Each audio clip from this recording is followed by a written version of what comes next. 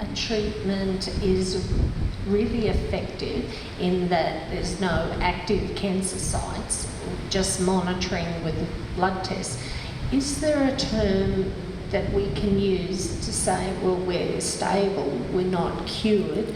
So I don't think it's remission, but do oncologists have a terminology for when we are stable in that period? Well, I'd like to use remission. I don't like to use cure, just because we can see sometimes recurrences 20 years down the track. In the cancer oncology terminology, 5 years is sort of is a cutoff. So now we know that majority of recurrences and also majority of progressions of treatment would be within that period.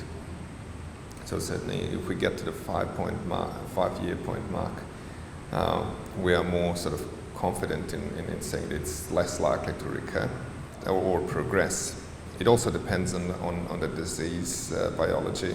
So, for example, if it's triple negative, which is a known aggressive subtype of breast cancer, and someone hasn't had progression 5 years down the track, that's amazing.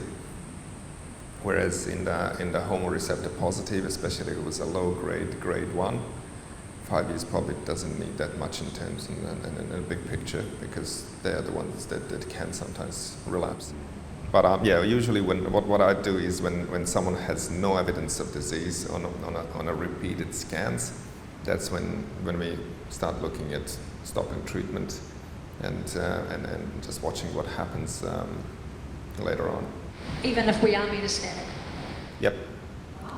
Yeah. So I still continue follow-up. I wouldn't discharge from clinics to do regular scans every 3 months. If the scans are clear, especially if the treatment is coming with the cumulative added toxicities, I tend to stop.